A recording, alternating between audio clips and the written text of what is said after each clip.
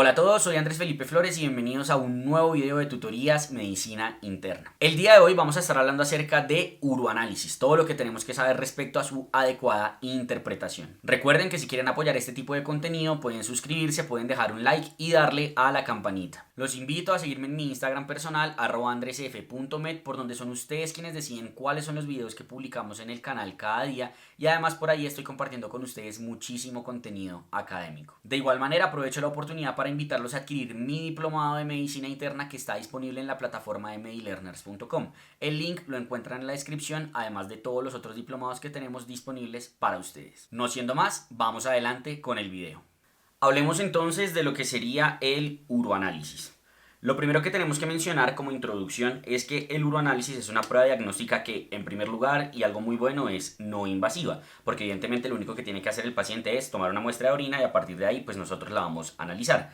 Y además de que no es masiva, es no invasiva, perdón, es muy informativa. Incluso cuando uno habla con muchos nefrólogos, los nefrólogos dicen que el uroanálisis es una biopsia líquida del riñón, porque es impresionante cómo vamos a ver la cantidad de información que nos da respecto a cómo está funcionando el riñón.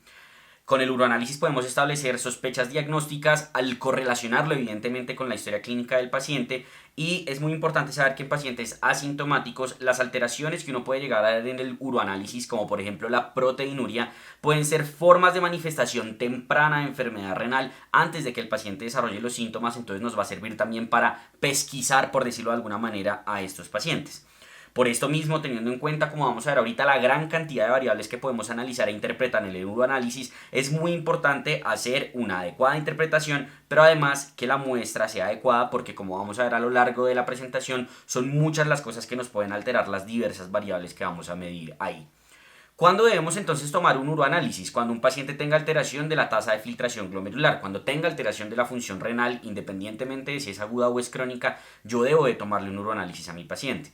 Cuando tengo un paciente con albuminuria no explicada, es decir, con excreción de proteínas que no me explique por alguna razón, cuando tengo un paciente con cualquier tipo de sospecha de enfermedad renal, y además es muy importante sobre todo la valoración del sedimento, es decir, de la microscopía de la orina, en los pacientes que tienen lesión renal aguda por una etiología no obstructiva, en los pacientes que tienen enfermedad renal crónica recién diagnosticada por la búsqueda etiológica, en los pacientes que tienen alteraciones en las tiras reactivas, pacientes con litiasis renal, y también en el seguimiento de muchas enfermedades renales, como por ejemplo la nefritis lúpica o las otras etiologías de glomerulonefritis que hablamos en nuestro video de síndrome nefrítico. Muchas de las cosas que nosotros vamos a ver en términos de respuesta es que en el sedimento no haya alteraciones que sugieran actividad de la enfermedad, que es lo que conocemos como sedimento activo, que ya lo vamos a discutir ahorita más adelante en el video. Entonces, como les dije, es muy importante una adecuada toma de la muestra. Entonces la muestra se debe recolectar en un recipiente que esté limpio y que esté seco. Se deben limpiar los genitales externos previo a la toma de la muestra. Esto es sobre todo de gran importancia en las mujeres, porque digamos que en los hombres pues se hace retracción del prepucio y pues se orina, pero en las mujeres sí es de gran importancia la limpieza de los genitales externos. Y algo también importante, se debe recolectar la orina de la mitad de la micción, es decir, uno no debe empezar a orinar sobre el frasco, sino que debe orinar, cortar el chorro y luego volver a recolectar ahí sí ya la muestra de la mitad de la micción. Y lo ideal, muchos dicen, es que debería ser la primera micción del día. Eso dicen muchas personas. Uno lo debe examinar idealmente a temperatura ambiente en menos de 2 horas. Y esto es muy importante porque muchas veces uno ve que a los pacientes les dan los frascos de orina y ellos vienen con los frascos de orina tomados del día anterior o de ese mismo día en la mañana cuando van a tomarse muestras a los laboratorios clínicos. Y ahí ya por ese simple hecho de que lleva más de 2 horas a temperatura ambiente, se empiezan a alterar diversas variables de las cuales vamos a analizar y vamos a hablar ahorita en el video respecto a las que uno analiza en el uroanálisis. Por eso es muy importante que si uno se va a demorar más de 2 horas, bueno, primero que el paciente se lo tome idealmente en el sitio en donde van a analizar la muestra, y que si esa muestra se va a demorar más de 2 horas se debe refrigerar a 2 a 8 grados, y muy importante recalentar antes de analizar, porque o si no, pues digamos que eso puede generar diversas alteraciones, y es importante saber que si uno enfría la muestra eso puede generar cristales, y esos cristales no se van a deformar ni a disolver por el recalentamiento que uno haga. También muy importante, si el paciente tiene sonda, pues no podemos tomar un uroanálisis ni de la bolsa, de la cantidad de sonda, de orina que tiene ahí, y además lo ideal sería que uno debería hacerlo directamente de la sonda y de una sonda que sea nueva, porque evidentemente, sobre todo cada día, cada 2 días, las sondas se van colonizando, se van pues llenando de sedimento, y esto va a alterar pues evidentemente la muestra. Entonces aquí tenemos algunas de las cosas que nos hablan también en la literatura de cosas que deberíamos tener en cuenta y recomendarle a los pacientes cuando solicitamos un uroanálisis, como que por ejemplo el paciente no haga ejercicio físico en las últimas 72 horas porque eso puede generar proteinuria, hematuria o cilindruria, que el paciente pues evidentemente en el caso de las mujeres no esté durante la menstruación, que en el caso de que las pacientes tengan descarga genital como leucorrea hagan una adecuada limpieza antes de digamos la toma y ojalá que utilicen también tampones previo a la toma de la muestra, que se laven las manos, que se laven el meato urinario y todo lo que veníamos hablando previamente. Ahora sí, teniendo esto que hemos mencionado en consideración, hablemos de qué es lo que vamos a analizar en el uroanálisis. El uroanálisis tiene varios como componentes y lo podemos dividir en tres grupos grandes. El primer grupo es la valoración gruesa, que es yo cómo veo la orina, en términos de si está turbia o no, si tiene una alteración en el color o no, y ya vamos a hablar de qué alteraciones puedo evidenciar ahí y con qué lo puedo correlacionar. El otro componente del uroanálisis son los dipsticks o tiras reactivas, que básicamente como su nombre lo dice son tiras que muestran si son positivos o no y me pueden hablar de la presencia o no de ciertos elementos en la orina. Tenemos tira reactiva del grupo M, de leucocitoesterasa, nitritos, proteínas, entre otras, que vamos a hablar ahorita más adelante en el video. Y el tercer componente muy importante es el sedimento, que es el análisis microscópico de la orina, en donde podemos analizar si hay células, si hay microorganismos, si hay cilindros, si hay cristales, y cada uno de ellos nos va a dar información respecto a lo que puede o no estar ocurriendo a nivel renal en mi paciente. Aquí tenemos algunos de los parámetros de normalidad en términos de las tiras reactivas. La gravedad o la densidad urinaria, lo normal es que esté en 1003 a 1030. El pH entre 4, 5 y 8, aunque muchos hablan de una normalidad en 5, 5. Los eritrocitos de 0 a 3 campos. Las proteínas de 0 a 150, aunque aquí vamos a ver que uno se la pueden reportar en cruces o se la pueden reportar en valores, aunque realmente más que 150, si uno asume que un paciente no tiene por qué tener proteinuria, incluso con 30 uno debería decir que de pronto tiene algo de proteinuria el paciente y analizar eso más a fondo. Y en cuanto a las demás tiras reactivas, pues estas deben de ser negativas. Hablemos entonces ahora sí de cada uno de los componentes que mencionamos previamente y empecemos con lo que sería la valoración gruesa de la orina. La orina puede ser clara o puede ser turbia. Si es clara, pues es normal. Si es turbia, diferente a si está concentrada, porque eso ya es más del color, pero si es turbia, uno debería pensar que el paciente puede tener o una infección urinaria, o cristaluria, o quiluria. Son las tres alteraciones que pueden estar ahí. El color puede variar muchísimo en la orina y vamos a ver que en general van a tener que ver principalmente con alteraciones relacionadas con medicamentos. Cuando el paciente tiene orina blanca o muy clara, esto puede ser por poliuria, por cristales, por quiluria o por propofol. Cuando es rosada, cristales de ácido úrico o propofol.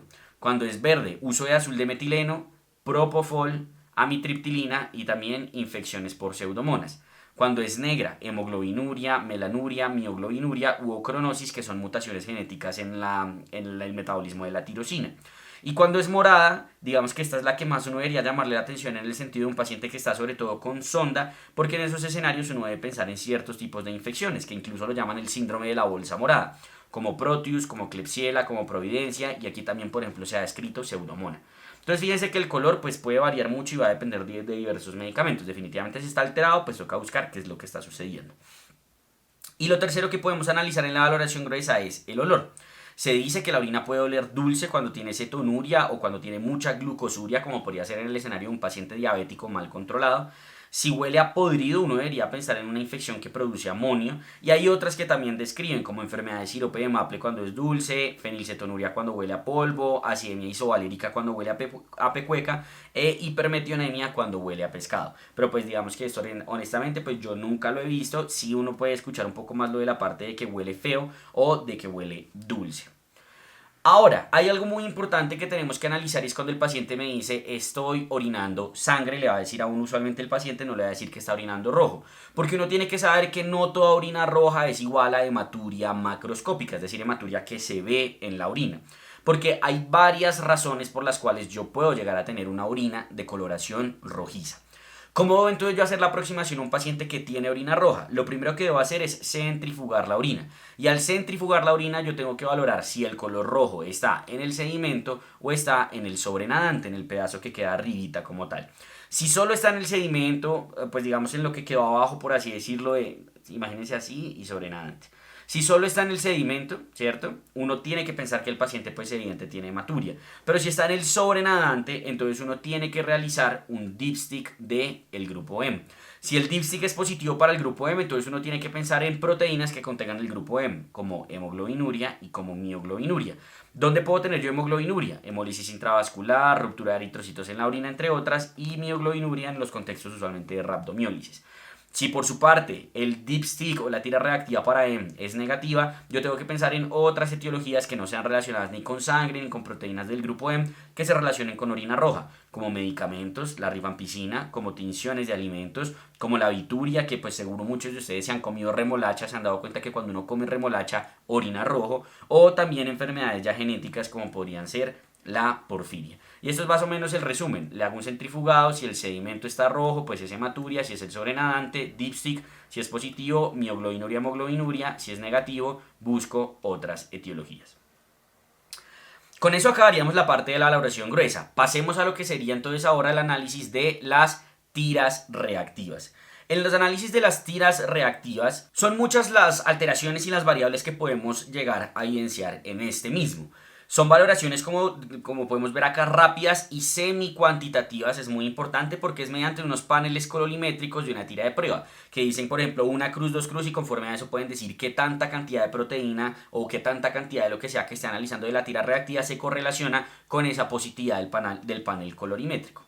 El primero de ellos pues es la densidad urinaria. En la densidad urinaria es muy importante saber que lo que hacemos en ella es comparar el peso del agua destilada con el peso de la orina. Y lo que uno asume es que si es más pesada o X veces más pesada que el agua destilada, eso quiere decir que hay osmoles en la orina, hay sustancias como tal en la orina y eso es lo que explica ese aumento en el peso de la solución. Y por eso es muy importante que uno no habla de una densidad urinaria de 1001 o 1008 o 1005, sino 1.001, 1.020. Y esto quiere decir, es muy importante saberlo, que cada 0.001 que incrementa en comparación con el agua destilada, que va a ser el valor de referencia que es 1, uno habla más o menos de 35 a 40 miliosmoles por kilo.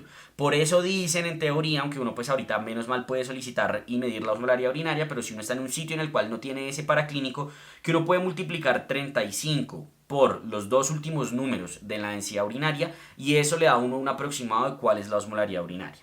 Es importante saber que si uno habla propiamente de osmolaridad, esto va a depender únicamente del número de partículas. Pero aquí, como estamos hablando de peso y de densidad, estamos hablando no solo del número de partículas, sino de tamaño.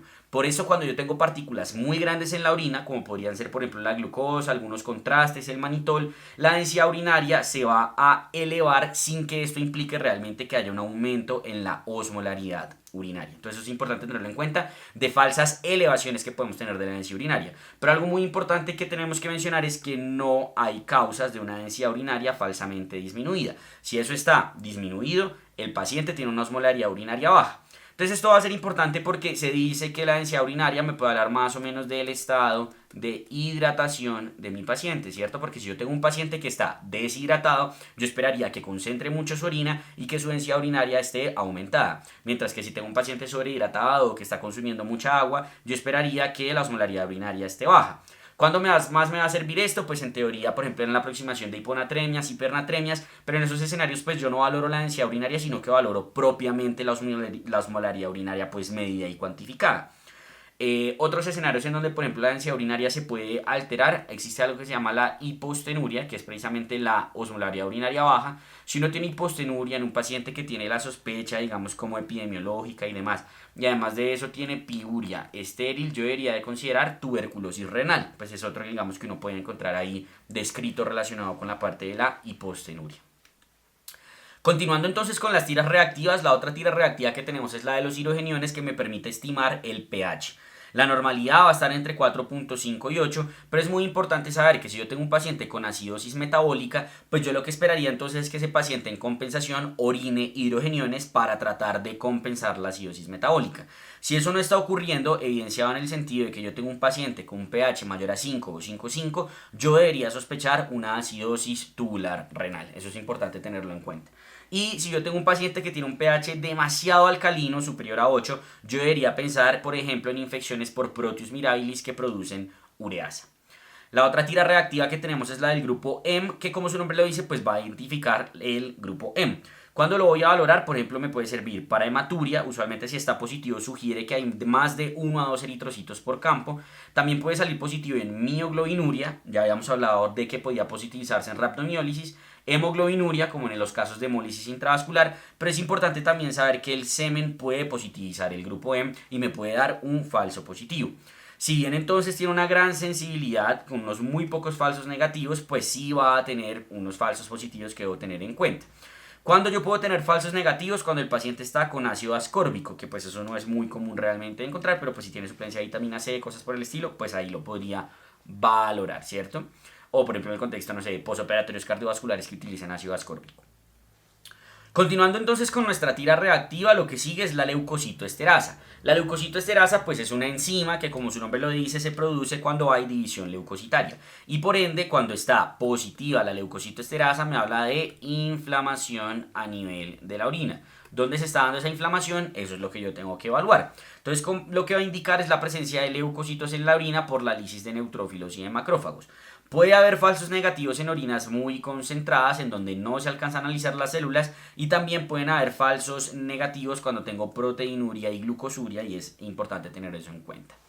El otro dipstick o tira reactiva es el de los nitritos. Si yo tengo nitritos, eso me habla de la presencia de enterobacterias que convierten los nitratos en nitritos, y por eso cuando yo tengo esto positivo usualmente habla de que hay enterobacterias en la orina. Si se correlaciona con una condición clínica adecuada, yo podría decir que es una infección de vías urinarias, muy probablemente causado por un microorganismo gram negativo, y dejo de sospechar tanto, digámoslo así, los gram positivos. En cuanto a las cetonas, si están positivas, pues voy a hablar de cetonuria, y eso usualmente va a estar en el contexto de cetoacidosis, que puede ser diabética, que puede ser alcohólica o alguna de las otras.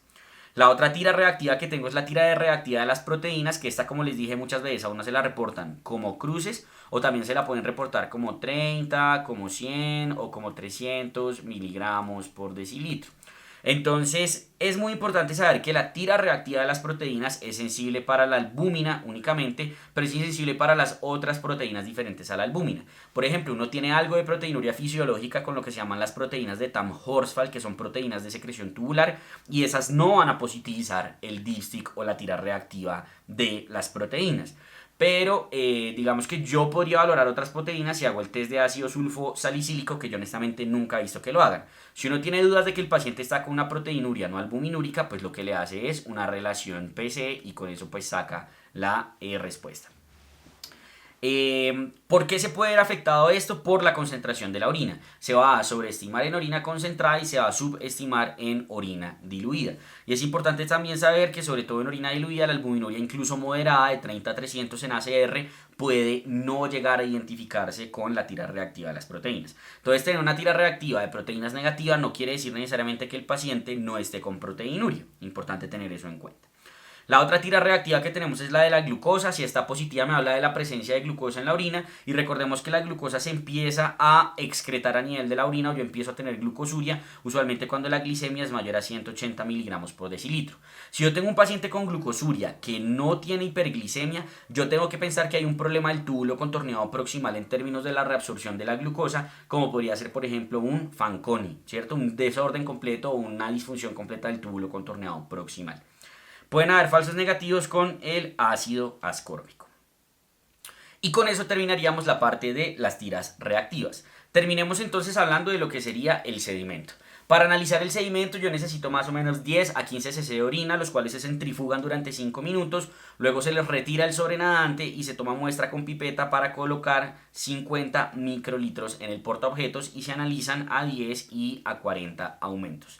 Los métodos automatizados, es decir, que sea una máquina la que lea el sedimento, no van a ser iguales ni superiores a los manuales. Y es importante aquí uno tener en cuenta pues la positividad que hubo o no en las tiras reactivas para la valoración de los mismos. Porque, por ejemplo, en términos de la densidad urinaria, que pues se valora con la parte de la densidad, que me puede ser un equivalente de la osmolaridad urinaria, eso puede generar alteraciones como crenar o hematizar las células conforme a si hay una osmolaridad alta o baja. El pH también puede afectar la formación de cristales o de cilindros, entonces eso es importante tenerlo en consideración. Hablemos entonces de cuáles son las cosas que yo puedo encontrar en el sedimento. Lo primero es que yo vea células eritrocitarias. Si yo veo células eritrocitarias y esto es mayor a 3, aunque algunos dicen por ejemplo 2, sobre todo en el contexto de los hombres, uno debería hablar de hematuria. Hematuria microscópica porque solo la estoy viendo en el sedimento. Si el paciente además está orinando rojo, sería una hematuria macroscópica. Si yo tengo un paciente con hematuria, es muy importante saber que lo primero que tengo que hacer es confirmarlo para determinar que sea persistente, porque hay muchas causas de hematurias transitorias, como por ejemplo pacientes que han tenido relaciones sexuales recientemente, menstruación, infecciones, etc. Es muy importante saber esto porque la hematuria aislada que sea transitoria puede indicar malignidad y se asocia con mayor riesgo de enfermedad renal crónica terminal. Cuando yo tengo entonces una hematuria y ya la confirmé en dos muestras diferentes, separadas, etc., lo que sigue es saber de dónde están proveniendo esos glóbulos rojos. Y esos glóbulos rojos pueden provenir de una etiología glomerular o de una etiología de las tuberías, como uno diría que puede ser ya de la parte de los uréteres o de la vejiga. Y esto es muy importante porque esto me va a diferenciar si esto es problema del nefrólogo o es problema del urólogo, ¿cierto? Cuando yo debo pensar o cuando debo sospechar que un paciente tiene una hematuria glomerular, lo primero que me puede ayudar es la morfología de esos eritrocitos. Si esos eritrocitos están crenados, sobre todo más de 20%, aunque algunos por ejemplo hablan de más de 5% de acantocitos, que ya son como tal los glóbulos rojos rotos, yo debo sospechar que un paciente tenga una etiología glomerular, ¿cierto? Y pues ahí que va a pensar glomerulonefritis. Todas las etiologías que hablamos en nuestro video de síndrome nefrítico, perdón. Y si es baja porque los eritrocitos están bien formaditos, no están crenados. Aquí hay otra etiología que me puede sospechar esto, perdón, si se acompaña de cilindruria hemática. O sea, hay cilindros de eritrocitos, eso es de etiología alta. Ahora, si es baja, entonces yo tengo que pensar en una afección de la vía urinaria, que puede ser urolitiasis, que puede ser infección, que puede ser neoplasias, y ahí yo debería empezar a valorar esos escenarios. Lo otro que puedo valorar en el sedimento son los leucocitos. Cuando hay más de 5 o 10 leucocitos de donde uno lea, aunque cada vez más la tendencia es hablar de 5, yo voy a hablar de piuria. El paciente está orinando leucocitos. Y lo que me serviría en teoría para saber por qué el paciente está con piuria es ver el diferencial. Si son neutrófilos, pues yo pienso principalmente en infección de vías urinarias. Recordar que si uno tiene piuria y no hay bacterias, eso se conoce como piuria estéril, y eso puede estar en el contexto, por ejemplo, de nefritis intersticial, TB renal o nefrolitiasis. Si hay eosinófilos, yo debo sospechar nefritis intersticial. Muchas veces no nos ponen esto, no nos ponen el diferencial y únicamente hablan de si el paciente tiene o no tiene leucocituria o piuria. Las otras células que yo puedo llegar a ver son células, por ejemplo, tubulares o transicionales, que eso me habla de descamación, y las células escamosas me hablan de contaminación. Y eso es muy importante porque usualmente mucha gente solo ve células, tres cruces en el sedimento y dice, no, esa vaina está contaminada, y no, depende de qué tipo de células sean. Si son escamosas, está contaminada; si no son escamosas, no necesariamente lo están. Microorganismos, puedo ver bacterias, puedo ver hongos, pues levaduras, sí, puedo ver hongos en el Gram. Y esto es muy importante porque tiene una alta sensibilidad, pero si tiene polibacteriano, es decir, yo veo que hay gram positivos, gram negativos, eso sugiere contaminación. Pero si yo tengo un paciente con una infección de vías urinarias y el gram le sale de bacilos gram negativos, tres cruces, yo puedo estar, entre comillas, bastante confiado de que muy probablemente sea una enterobacteria o un bacilo gram negativo el que le está generando la infección a ese paciente. Otras cosas que puedo evidenciar: lípidos que se pueden manifestar como gotas o como cristales, y eso va a estar en el contexto de síndrome nefrótico y glomerulopatía, aunque también se puede llegar a evidenciar en estados avanzados de enfermedad renal crónica. Aquí tenemos alguno de los el resumen de alguna de las cosas que hemos mencionado. Eritrocitos si son dismórficos, glomerular si son isomórficos de vía urinaria, leucocitos si son polimorfonucleares, infecciones si son eosinófilos, sospechar nefritis intersticial, y aquí por ejemplo hablan de linfocitos en rechazo agudo. Macrófagos, sobre todo si yo veo por ejemplo células grasas o gotas de gruesas de lípidos, pensar en síndrome nefrótico. Si tengo células renales tubulares, yo debo pensar en descamación como en necrosis tubular aguda, pero si son escamosas, yo debo pensar en contaminación. Los cilindros, digamos que pueden ser de varios tipos, y los cilindros, digamos que básicamente es la unión de proteínas de Tamm-Horsfall, que son inmunoglobulinas, con células. Esos son los cilindros. Entonces los cilindros pueden ser de eritrocitos, y eso me va a sugerir glomerulonefritis. Los cilindros pueden ser de leucocitos, y eso me va a hablar de inflamación usualmente intersticial. Entonces, por ejemplo, glomerulonefritis también hay. Epitelio tubular, eso me habla de escamación, nuevamente necrosis tubular, acidosis tubular renal, entre otras. Los cilindros granulares en general las puedo ver en cualquier tipo de nefropatía crónica o de enfermedad renal crónica, aunque si específicamente me dicen que son muddy brown casts, que uno escucha en inglés, o que son como de coloración marrón tipo lodo, yo debo sospechar necrosis tubular. es cierto, una necrosis tubular aguda. Si son cilindros hialinos, eso puede estar simplemente en orina concentrada y eso no es patológico. Si son de cera, yo puedo pensar en degeneración granular. Y si son anchos, yo también puedo pensar en enfermedad renal crónica avanzada. Aquí tenemos un resumen de la parte de los cristales que podemos llegar a ver y de los cilindros, ¿cierto? Que uno puede llegar a ver. Entonces es muy importante acá los que uno puede ver, por ejemplo, eritrocíticos, eso habla de glomerulonefritis, grasos, habla de una enfermedad renal crónica o de síndrome nefrótico, hemoglobina, también puede hablar de hemoglobinuria, de leucocitos, habla de glomerulonefritis o de algún componente infeccioso, de bilirrubina, puede estar en hiperbilirrubinemia y así sucesivamente. Y para terminar vamos a hablar de los cristales. Los cristales pueden ser de ácido úrico, que usualmente me indica una orina ácida o lisis tumoral.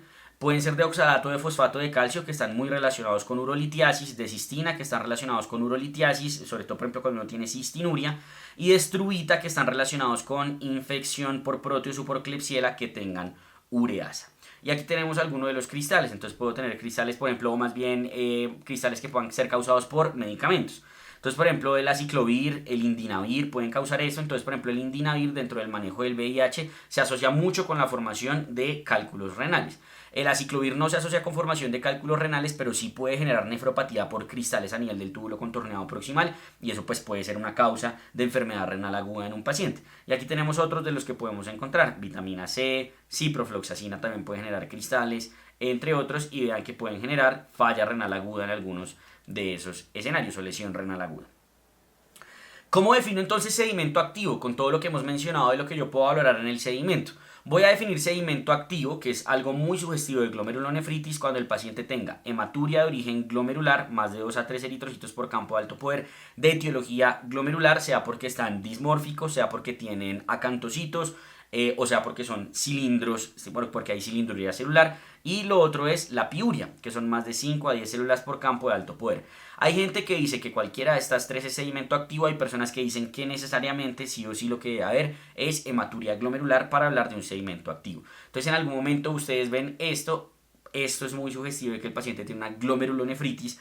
Obviamente hay que confirmarlo en 2 muestras separadas, pero si llega a ser así, hay que buscar la etiología de la glomerulonefritis en ese paciente, como lo explicamos en nuestro video de síndrome nefrítico. Para terminar, patrones específicos que puedo encontrar. Si mi paciente tiene hematuria glomerular, cilindros de eritrocitos y proteinuria, glomerulonefritis, lo que hablamos, un síndrome, un sedimento activo. Si mi paciente tiene cilindros granulares o epiteliales y tiene aumento de las células epiteliales tubulares, yo debo pensar en necrosis tubular aguda por descamación a nivel tubular. Si mi paciente tiene proteinuria abundante sin hematuria, pues pensar en nefrótico, gamapatía, amiloidosis. Si mi paciente tiene piuria estéril, tuberculosis, urolitiasis, prostatitis o nefritis intersticial. Y si mi paciente tiene un uroanálisis normal con una falla renal aguda, pues pensar en etiología extraglomerular u obstrucción, aunque recordar que la obstrucción usualmente va a generar algún tipo de alteración, sea porque es por un cálculo y entonces produce también, por ejemplo, piuria y cilindruria. También, por ejemplo, los pacientes con obstrucción pueden generar proteinuria, la lesión renal aguda per se puede generar proteinuria, entonces pues es raro realmente encontrar eso, pero puede llegar a suceder. Y aquí hay otros patrones específicos. Si tengo un paciente que tiene una hipoperfusión renal o una lesión renal aguda de etiología prerrenal, puedo encontrar un sedimento urinario blando, es decir, que no va a estar activo, con cristales hialinos, con algunos cilindros granulares, por ejemplo, y puedo encontrar ocasionalmente células epiteliales tubulares. Y puede que tenga una proteinuria, pero eso pues digamos, como les dije, la lesión renal aguda en general puede generar proteinuria. Si tengo una lesión tubular aguda, voy a tener cilindros y también voy a tener, pues sí, Moy Brown casts y voy a tener células tubulares. Entonces ahí voy a pensar en necrosis tubular aguda. Nefritis intersticial, el paciente va a tener piuria, esa piuria puede ser principalmente relacionada con eosinófilos y el paciente puede o no tener proteinuria y muchas veces en la sangre puede tener eosinofilia. Síndrome nefrítico o glomerulonefritis, pues que voy a encontrar glóbulos rojos dismórficos, cilindros de glóbulos rojos, cilindros de leucocitos y puede que tenga una proteinuria el paciente.